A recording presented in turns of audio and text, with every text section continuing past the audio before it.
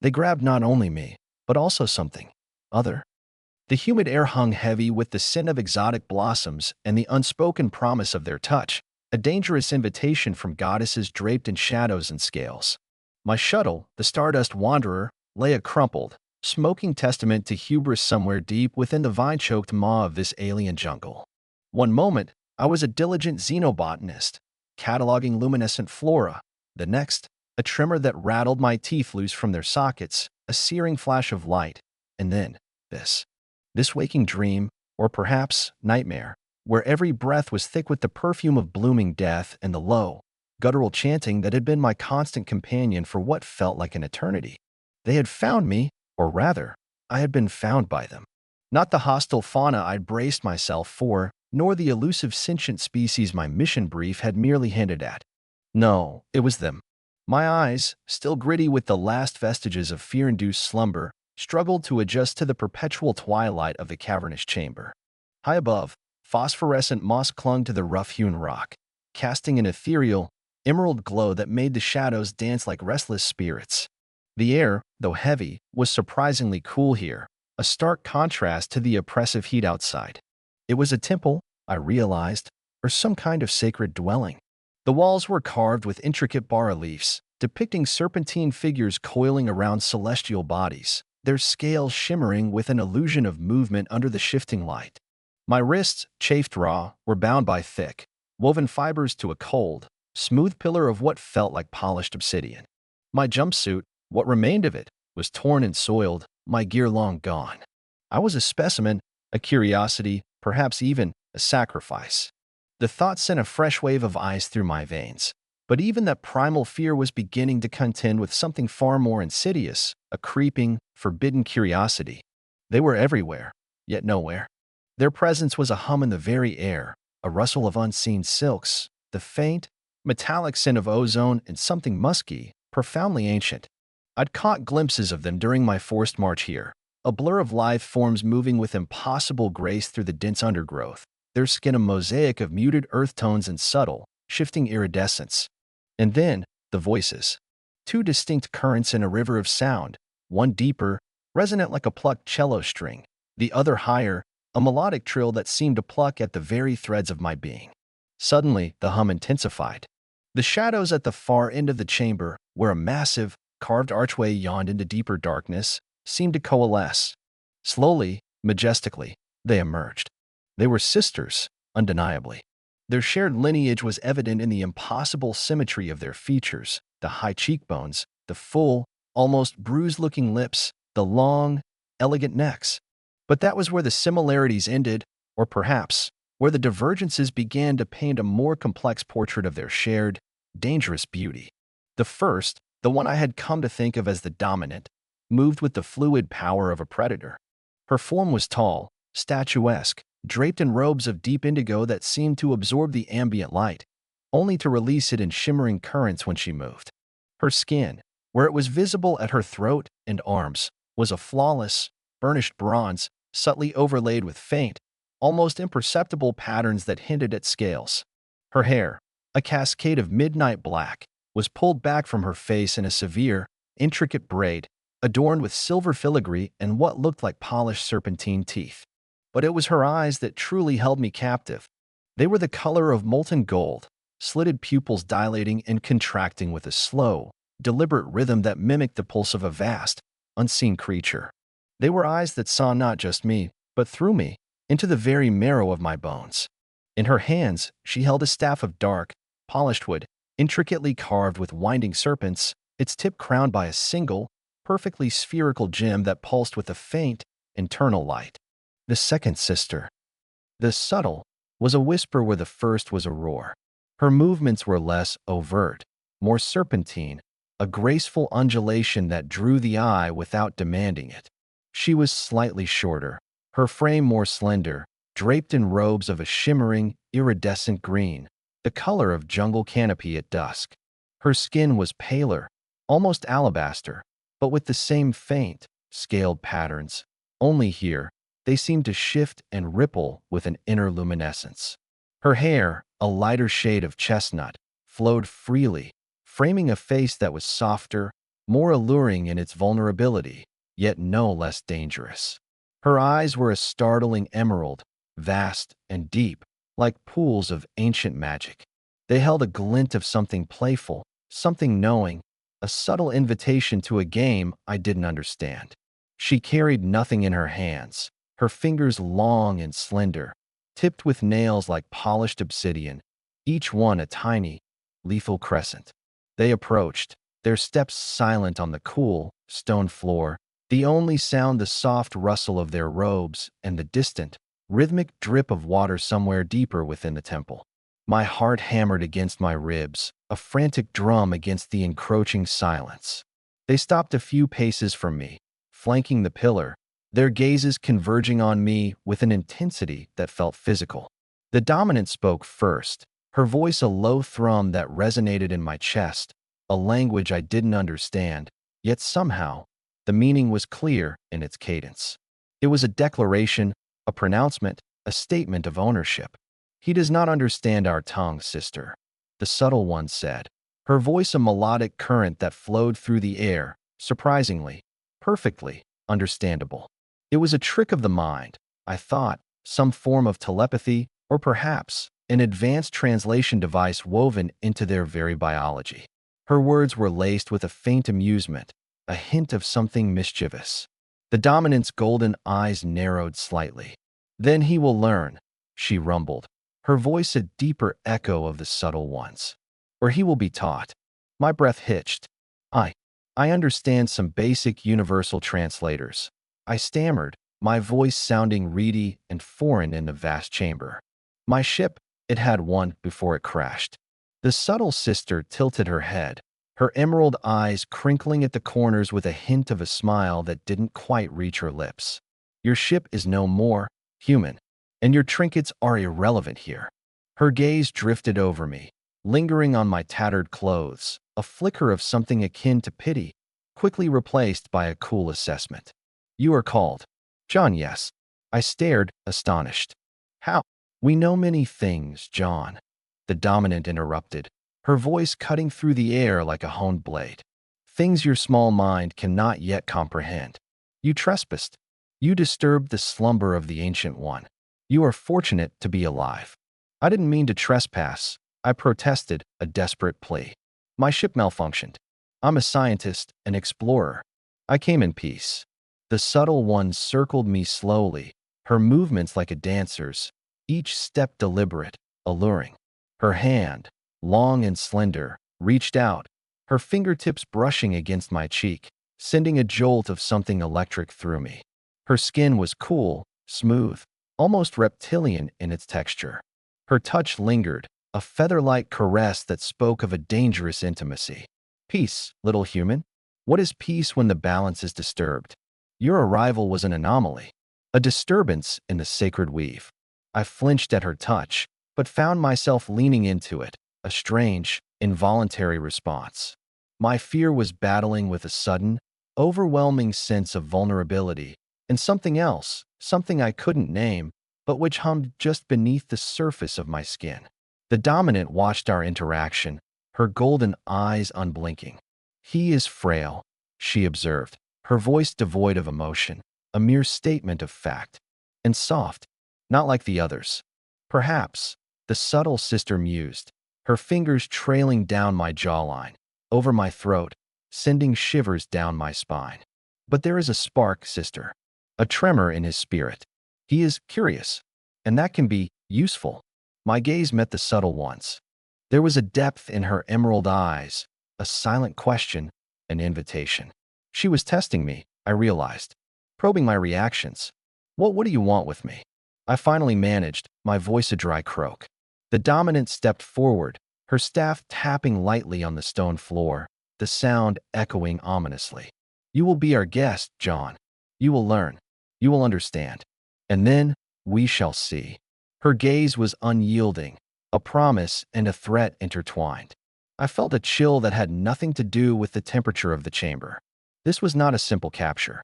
This was something far more intricate, far more ritualistic. My fate, I realized with a sickening lurch, was not in my hands, but in theirs. And their hands, though beautiful, felt like silken chains. The days, or what I assumed were days, bled into each other in the perpetual twilight of the temple.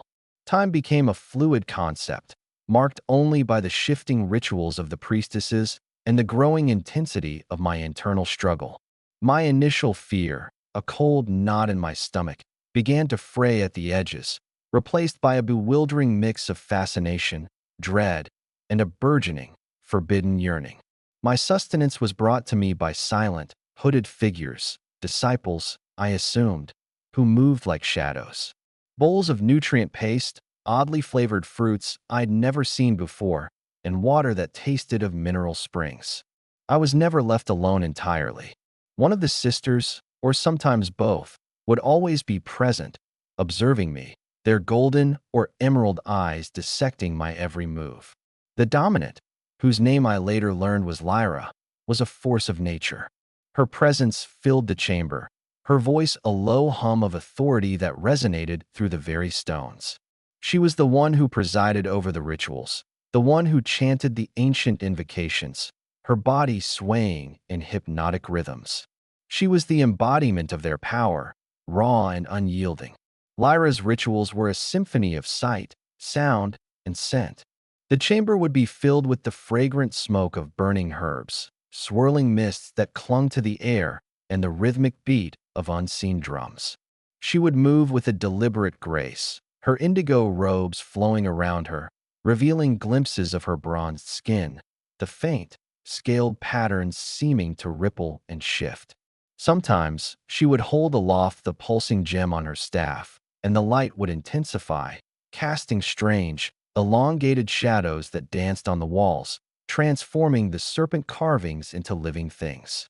She would chant, her voice rising and falling in complex melodies, a language of clicks and hisses and long, drawn-out vowels that resonated with something ancient and primal.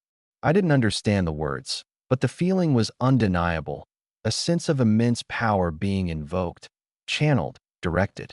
During these rituals, Lyra's golden eyes would often fix on me, a gaze that felt like a physical touch, probing, evaluating. Sometimes, it was almost accusatory, as if I were somehow responsible for the disturbances she sought to quell. Other times, it held a strange, distant curiosity, like a scientist observing a particularly intriguing specimen. I was not a participant, not yet, but I was undeniably part of the spectacle, a captive audience to their sacred mysteries. Her sister, Anya, was a different kind of siren. Where Lyra commanded with overt power, Anya beguiled with subtle allure. Her touch, when it came, was almost imperceptible, a brush of her flowing sleeve against my arm as she passed, the scent of her, a delicate floral musk, lingering in the air long after she moved away.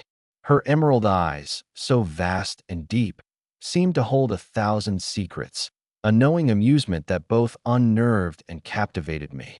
Anya was the one who would approach me when Lyra was otherwise engaged or in deep meditation. She would sit cross-legged on the cool stone floor a few feet from my pillar, her green robes pooling around her like liquid light. She would not speak much at first, merely observe, her gaze soft, yet intensely penetrating. "You observe our ways, John," she said one cycle, her voice a soft murmur, like a stream flowing over smooth stones. "What do you see?" I hesitated. "I see beauty," I admitted, my voice hoarse, "and power, and something very old." Anya smiled, a slow, languid curve of her lips that sent a strange warmth through me. "Yes, the Ancient One, our progenitor, our guide." She gestured to the carved serpents on the walls. "It is the spirit of this world, John, the very essence of life and death, creation and destruction." "You worship a snake?" I asked, a faint tremor in my voice. It sounded foolish, even disrespectful, as soon as it left my lips. Anya's smile widened, a hint of genuine amusement now. "Not merely a snake, little human. It is the lifeblood that flows through our veins, the wisdom that guides our minds, the power that sustains our world. It is the serpent and all its manifestations." She leaned forward, her eyes catching the emerald light, sparkling with an inner luminescence. "Do you feel it, John? The pulse of this world? The whispers in the air? I did. Or at least, I was beginning to. The longer I was here, the more my senses seemed to sharpen, to perceive the subtle energies that permeated the temple. The low hum of the phosphorescent moss, the rhythmic drip of water, the faint, almost imperceptible vibration beneath the floor, it was all part of a larger symphony, a living, breathing organism that was the temple itself. I I feel something, I confessed, my voice barely a whisper. A presence. Powerful.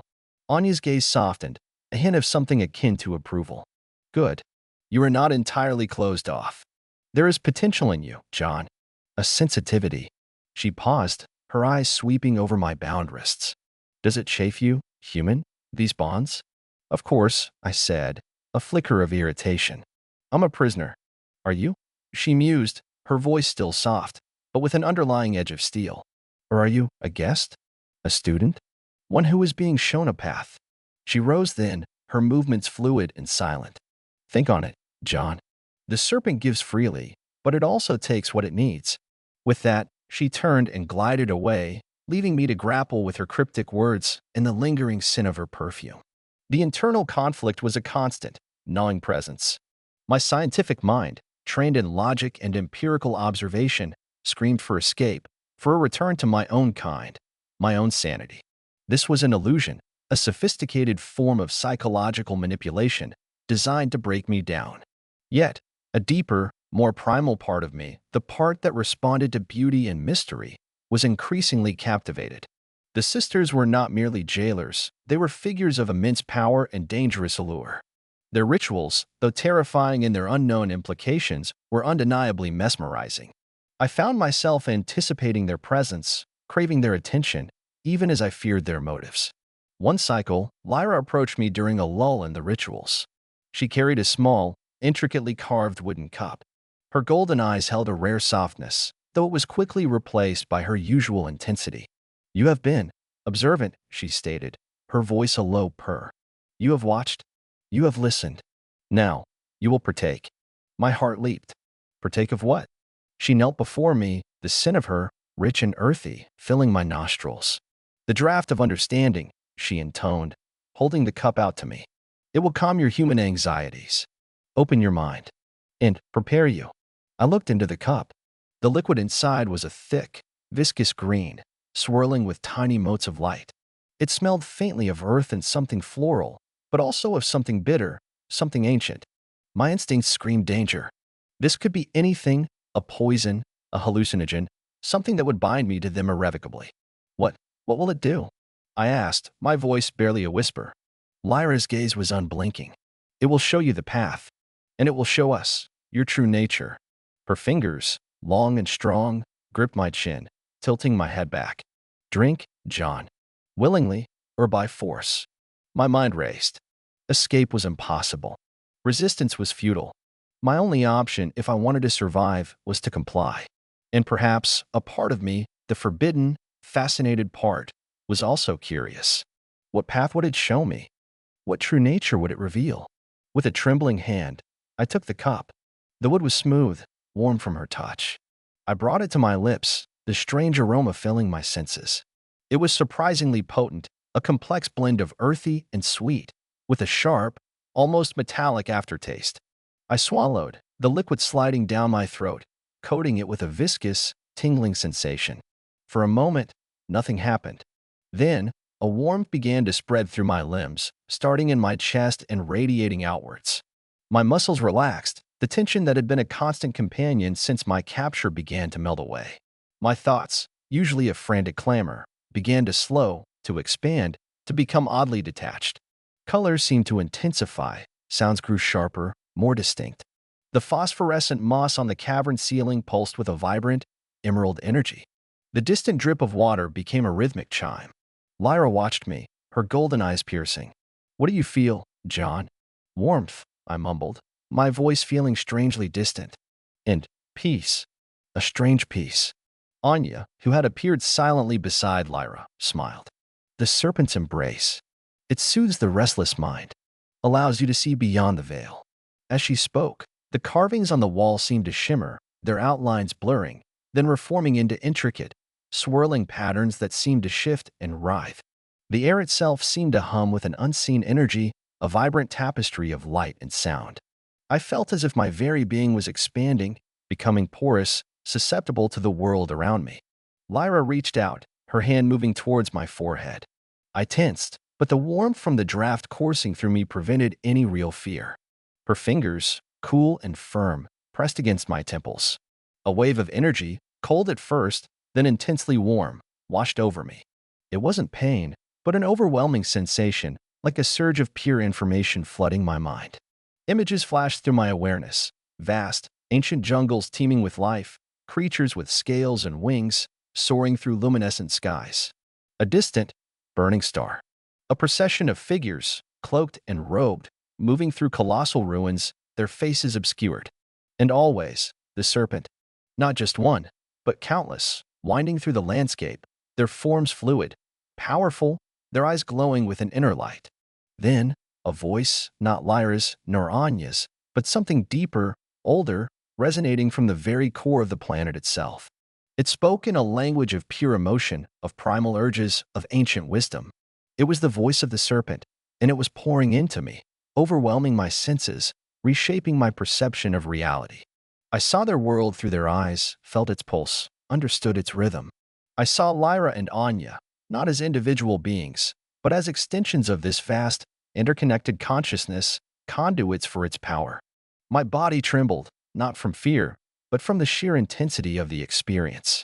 My mind, stripped of its human filters, was absorbing everything, the raw, unfiltered essence of their culture, their beliefs, their very being. The distinction between myself and the world around me began to blur.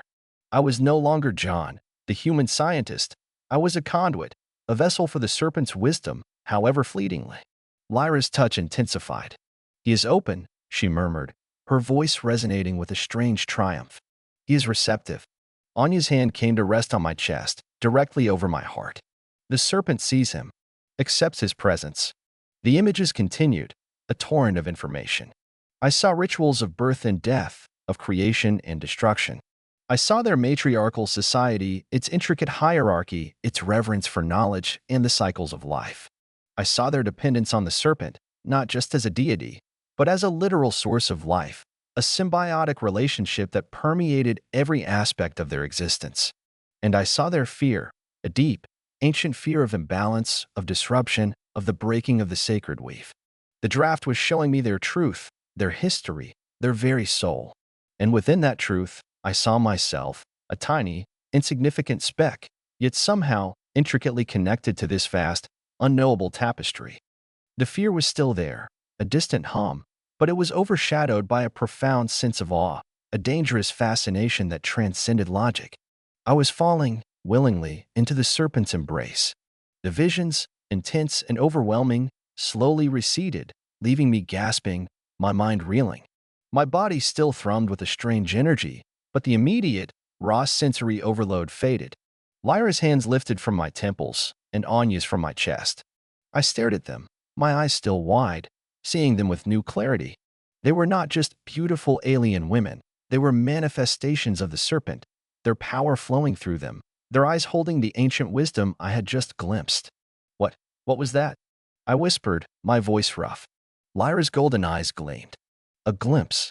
A taste. You have seen a sliver of the truth, John. Your human mind struggles, but your spirit responds." Anya knelt beside me again, her emerald eyes soft, almost empathetic. "You are no longer merely a trespasser, John. You are one who has received the serpent's touch. You are marked." The idea of being marked sent a fresh shiver down my spine, but it was different this time. Less fear, more inevitability. What did it mean to be marked by the serpent? What future awaited me in this strange, intoxicating world? Over the next few cycles, the nature of my captivity shifted. I was no longer chained to the pillar, though escape remained impossible. The temple itself was my prison, a vast, complex labyrinth of carved stone and phosphorescent grottos. But I was given more freedom to move within its confines. My meager meals were brought to a small, carved alcove near the main chamber, where I could eat in relative privacy. Lyra and Anya continued their lessons, though not through direct visions as intense as the first. Instead, they communicated with me more frequently, explaining their culture, their beliefs, their reverence for the serpent. They spoke of the balance of the ecosystem, the interconnectedness of all life on their planet, and the crucial role the serpent played in maintaining that balance. Their voices, often in unison, were hypnotic, weaving a spell of knowledge that slowly, subtly, reshaped my understanding of the universe. Lyra, the dominant, focused on the larger philosophical aspects, the grand narratives of their creation myths, the duties of the priestesses, the sacred laws that govern their society. She spoke of power, of discipline, of the ancient prophecies that foretold times of great change, and of the serpent's role in guiding them through such epochs. Her lessons were structured, authoritative, delivered with a gravitas that demanded attention. She often quizzed me, her golden eyes sharp, assessing my comprehension. Failure to grasp a concept would result in a prolonged, unblinking stare that felt like a rebuke, more potent than any spoken word. The serpent asked for understanding. John, she would intone, her voice low. Not mere memorization. To know is to become. Anya, the subtle, took a more personal approach. She delved into the more intimate aspects of their culture, the nuances of their daily rituals, the meaning behind their symbols, the ways in which the serpent's influence permeated their emotional and spiritual lives. She taught me about their medicinal herbs, their unique musical instruments, the intricate patterns woven into their garments, each thread carrying a symbolic meaning. Her lessons were often accompanied by physical demonstrations. She would show me how to prepare a certain paste from luminescent moss, her long, slender fingers moving with exquisite precision, or how to hum a certain tone that resonated with the temple's energy, her voice a soft, melodic counterpoint to the deep hum of the cavern. And sometimes, her lessons were less about cultural knowledge and more about me. You carry a heavy weight, John, she observed one cycle, her emerald eyes studying me with an unnerving intensity. We were in a smaller grotto, a cool, damp space where crystalline formations dripped with luminescent water. The burden of your own world, your own logic, your own fears. It's hard to just abandon everything I know, I admitted. My voice strained. She moved closer, her green robes shimmering in the soft light. Abandon? No. Integrate. Expand. The serpent welcomes all knowledge, all experience. It simply asks that you see it through its eyes. Her hand, cool and delicate, reached out, her fingertips tracing the faint lines on my palm. Your heart beats fast, little human. Are you afraid? Or anticipating? The question hung in the air, potent and unsettling. My heart was beating fast, a frantic rhythm against my ribs. It wasn't just fear anymore.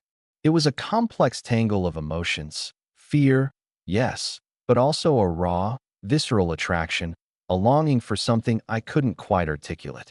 Anya's touch, though innocent in its gesture, sent a delicious shiver through me. The scent of her, the subtle musk beneath the floral notes, was intoxicating. I don't know. I confessed, my voice barely a whisper.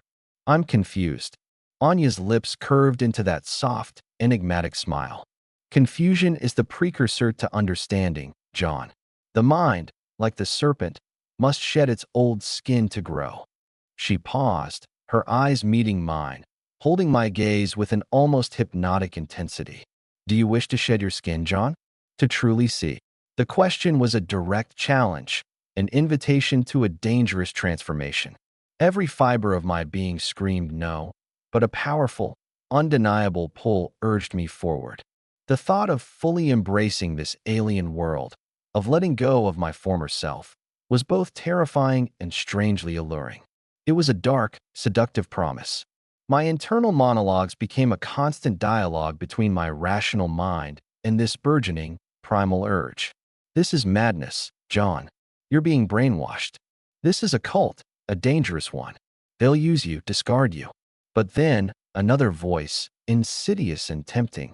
But what if it's true? What if there's more to existence than your science allows?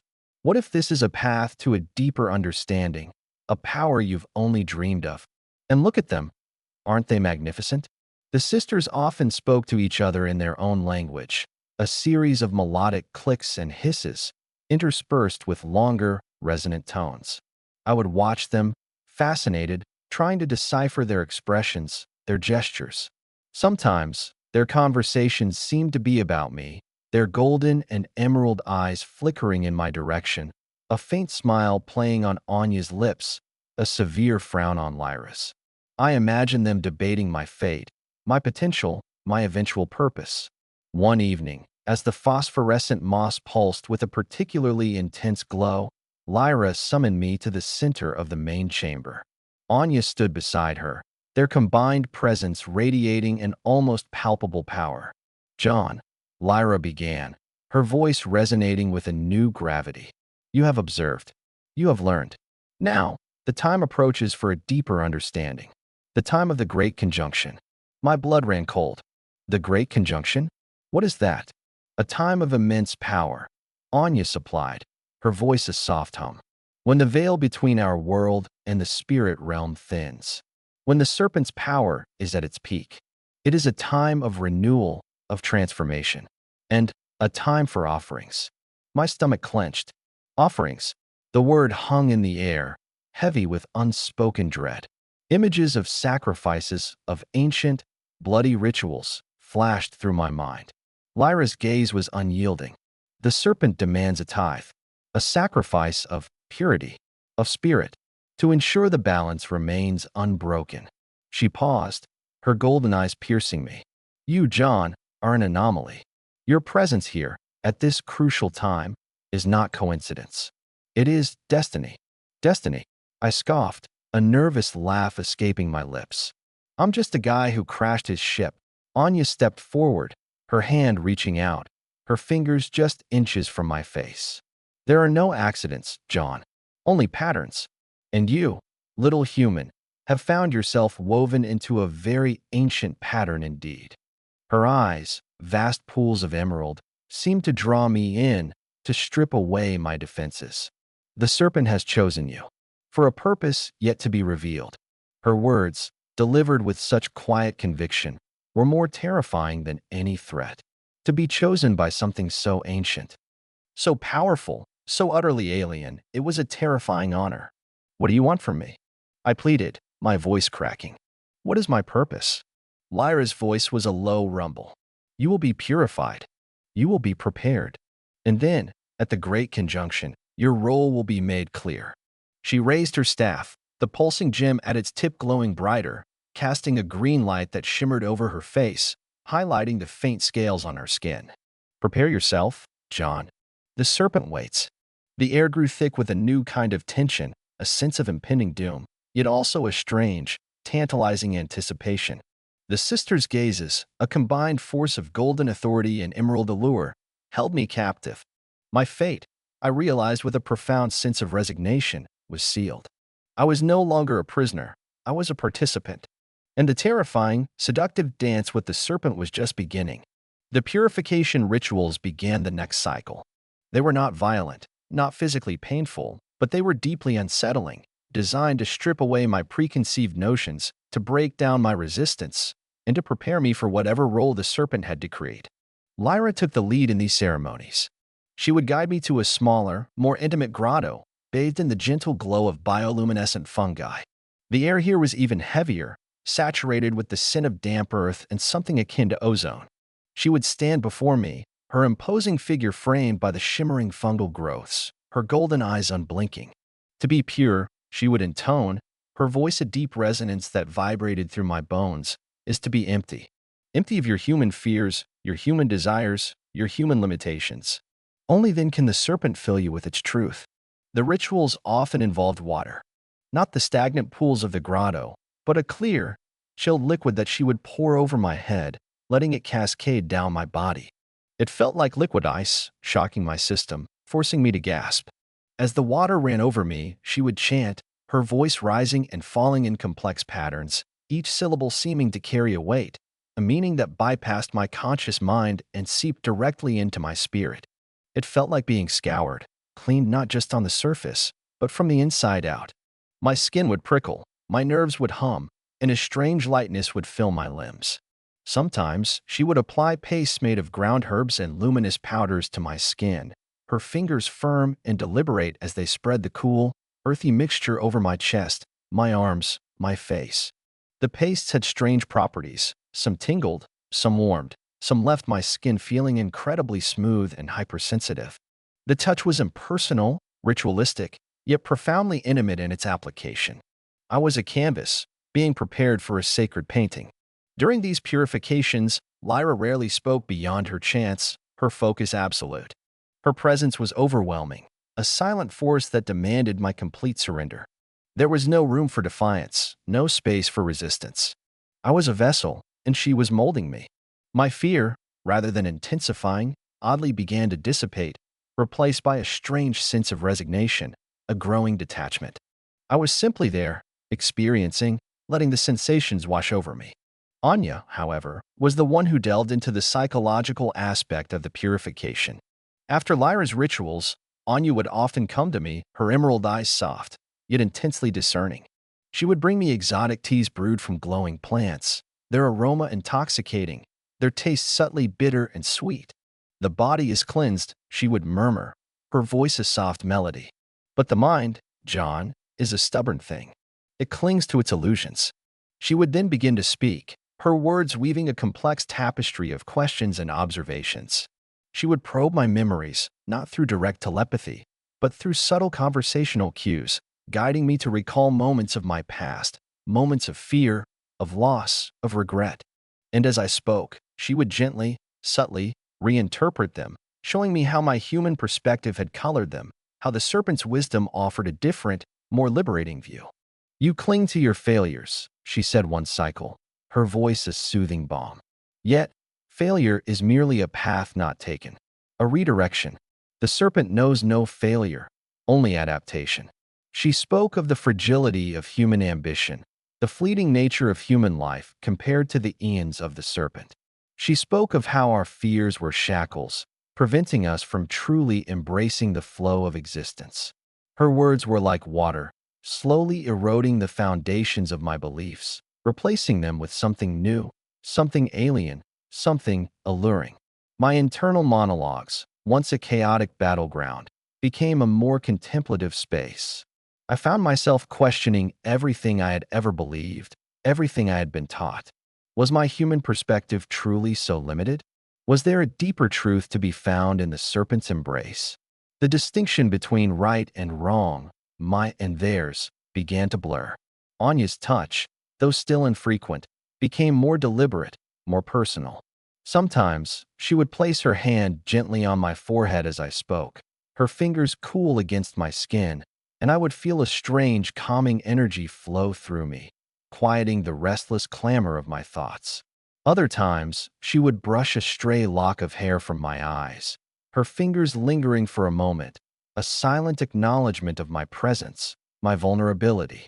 It was a subtle, insidious seduction, not of the body, but of the mind and spirit. She was peeling back the layers of my human identity, revealing a raw, susceptible core. One afternoon, after a particularly intense session with Lyra that left me feeling utterly drained and strangely euphoric, Anya found me leaning against a cool stone wall, my eyes closed. I felt hollowed out, but not in a negative way. It was more like an emptying, a preparation. She sat beside me, her green robes shimmering. "You are learning, John," she murmured, her voice laced with a subtle approval. "You are becoming pliable." I opened my eyes, meeting her emerald gaze. "Pliable," I echoed, a faint tremor in my voice. "Is that what you want? To break me?" Anya shook her head slowly. "To break is to destroy. We seek to reshape, to refine, to bring forth the true essence of what you are capable of." She leaned closer, her breath, smelling faintly of exotic spices, brushing my ear. "Do you feel it, John? The stirring within you? The awakening?" I did. A strange, nascent energy pulsed beneath my skin, a feeling of heightened awareness, of my senses being exquisitely tuned to the subtle vibrations of the temple, of the planet itself. It was as if the draft of understanding had permanently altered something within my neural pathways. "I feel different," I confessed. "Lighter. And I see things differently." Anya's smile was knowing. "The serpent's gifts. They are subtle, but profound. They prepare you for the conjunction, for your role." "What role?" I asked, a desperate edge to my voice. The fear, though muted, still lingered. She reached out, her fingers gently tracing the faint, iridescent patterns on my arm that the earlier pastes had left behind.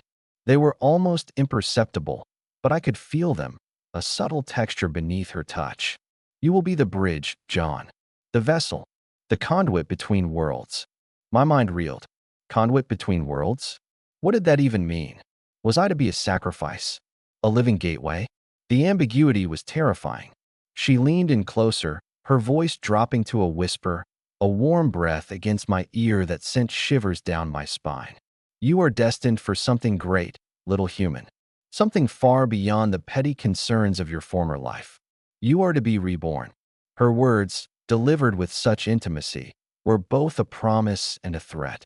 Reborn. The word hung in the air, heavy with implication. Was I to become like them? To shed my human form entirely? The idea was horrifying, yet a powerful, undeniable thrill shot through me. To shed the skin of my old self, to be truly transformed, to become part of this ancient, powerful world, it was a dangerous, alluring proposition. She lingered, her emerald eyes holding mine, a silent question passing between us. The air was thick with the scent of her, the subtle hum of the temple, the unspoken promise of transformation.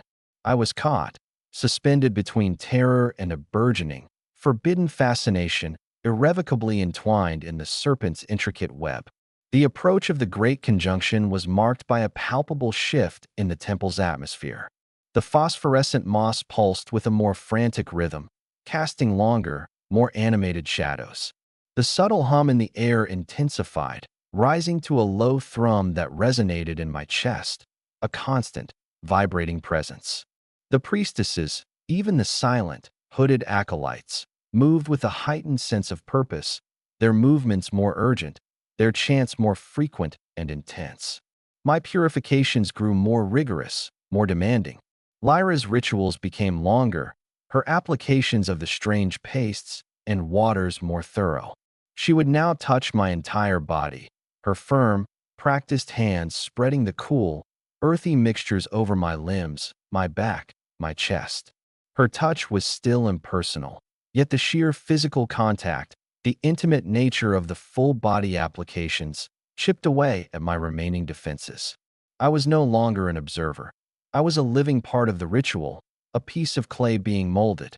One cycle, she stood before me, holding a small, intricately carved blade made of what looked like polished obsidian. My breath hitched.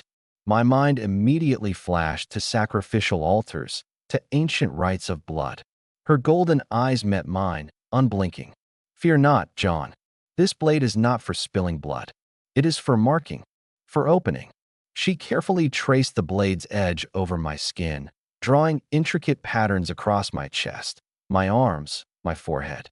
It wasn't painful, not truly, but the sensation was exquisitely sharp, a cold, delicate pressure that left a lingering prickle. As she moved the blade, tiny, almost invisible motes of light seemed to adhere to my skin where she had traced, like shimmering dust. It felt as if my very skin was being sensitized, prepared to receive something. The serpent's sigils, Lyra explained, her voice a low murmur. They will guide the energies. They will prepare your vessel. After these deeper purifications, Anya's presence became even more central. She would sit with me for long periods, not speaking, but simply existing, her emerald eyes observing me with an almost unnerving empathy. Her touch, when it came, was no longer fleeting. She would often hold my hand, her fingers intertwining with mine, her skin cool and smooth against my own.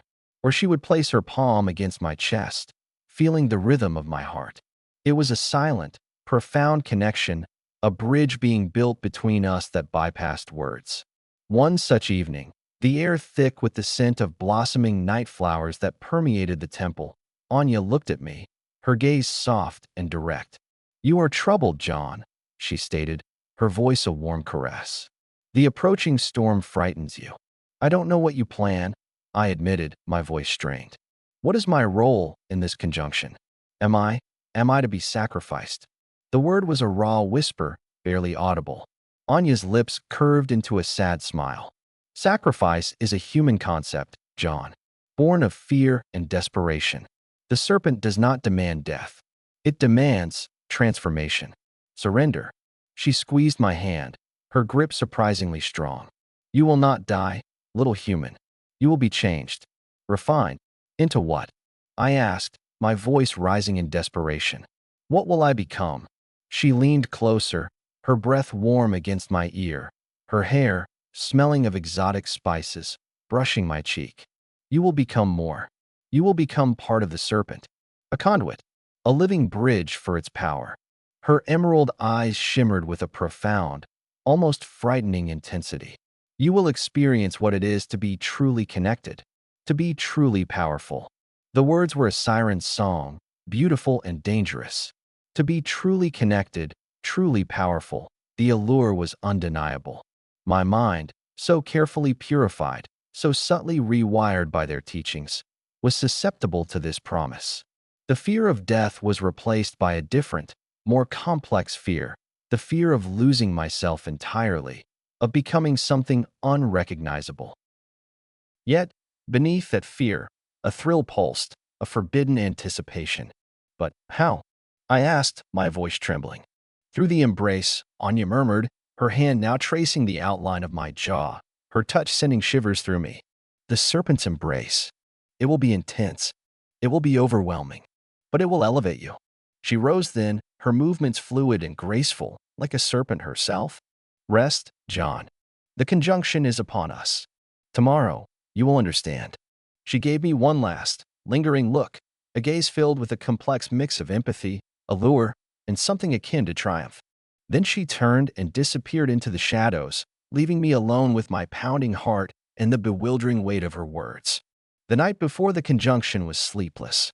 The temple thrummed with an almost unbearable energy. The air was thick with the scent of burning incense, and the faint, rhythmic chanting of the priestesses echoed from unseen chambers. I lay on the cool stone, my mind a whirl of conflicting emotions. Fear and dread warred with a growing, intoxicating curiosity. The image of Anya's emerald eyes, the promise of the serpent's embrace, haunted my thoughts.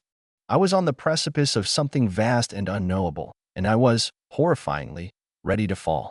The dawn of the great conjunction did not come with a rising sun, but with a crescendo of light and sound within the temple. The phosphorescent moss blazed with an almost blinding emerald intensity, casting harsh, dancing shadows that stretched and contorted on the walls. The distant hum deepened into a resonant roar, a primal vibration that seemed to emanate from the very core of the planet itself. The chanting of the priestesses, now a full chorus, swelled and ebbed, filling the cavernous space with a tapestry of ancient voices. Lyra appeared first, emerging from the deepest shadows beyond the main altar. She was clad in ceremonial robes of deepest black, adorned with countless polished serpentine teeth and shimmering scales that caught the emerald light. Her golden eyes burned with an almost feverish intensity, her face stark, etched with a profound sense of purpose. She carried her staff, its pulsing gem now throbbing with an unholy light, like a captured star. Her presence was terrifying in its raw power, a deity made manifest. Anya followed, her movements more ethereal, her iridescent green robes flowing around her like liquid light. Her hair, unbound, cascaded around her, adorned with glowing blossoms. Her emerald eyes, wide and luminous, held a mixture of solemnity and a subtle, knowing excitement. She carried nothing in her hands, her fingers long and expressive, gesturing subtly to the energies that swirled around them. Her allure was intoxicating, a soft hand in a velvet glove, drawing me deeper into the unfolding mystery. They positioned themselves on either side of the massive, central altar, a colossal slab of smooth, dark stone carved with intricate, swirling serpent motifs. The air above the altar shimmered, distorting the light, as if a veil between dimensions was thinning. Lyra's voice, a low, powerful incantation, rose above the general chorus of chanting. The time is upon us. The serpent awakens. The conjunction is at hand. My heart hammered against my ribs, a frantic drum against the impending climax. I was led, or rather, drawn, by an unseen force towards the altar. Two hooded acolytes, their faces obscured, gripped my arms, their touch surprisingly gentle, guiding me onto the cold, smooth stone. I lay back, my body stiff with a mixture of dread and a strangely compelling anticipation. The sigils Lyra had traced on my skin prickled, as if reacting to the burgeoning energy. Lyra stood directly over my head, her staff held aloft, its gem pulsing rhythmically, its light washing over my face. Anya stood at my feet, her emerald eyes fixed on mine, a silent reassurance, or perhaps a final, seductive invitation. "The human vessel is prepared," Lyra proclaimed, her voice echoing through the vast chamber. "Purified, marked, ready to receive." Anya's voice, a soft counterpoint, resonated in my mind. "Open yourself, John. Release your fears. Embrace the flow." As she spoke, a low, guttural vibration began to emanate from the altar itself, a deep hum that intensified, resonating directly with my bones. It felt as if the stone beneath me was alive, vibrating with a primal energy. The air grew thick, electric, heavy with the scent of ozone and something musky, primal, undeniably reptilian. Suddenly, Lyra lowered her staff, its tip resting on my forehead, directly over the point where my brows met. The pulsing gem pressed against my skin, sending a jolt of cold, then overwhelming heat, surging through my entire body. At the same moment, Anya knelt, her hands gently taking mine, interlacing her fingers with mine, her touch surprisingly warm, anchoring me. "Now, John," Lyra commanded, her voice ringing with power. The serpent's embrace. A wave of pure energy, cold and swift, then hot and burning, washed over me. It felt as if 1,000 unseen hands were tearing at the fabric of my being, unraveling me thread by thread. My vision blurred, colors exploding behind my eyelids, emerald, gold, indigo, swirling together in a kaleidoscope of alien hues. Sounds became distorted, the chanting morphing into a guttural hiss, a primal roar, then a soft, comforting whisper. My mind, already stretched and opened by the draft and the purifications, was no longer my own. It was a conduit, a vessel. Images flooded my awareness, more vivid, more immediate than anything I had experienced before.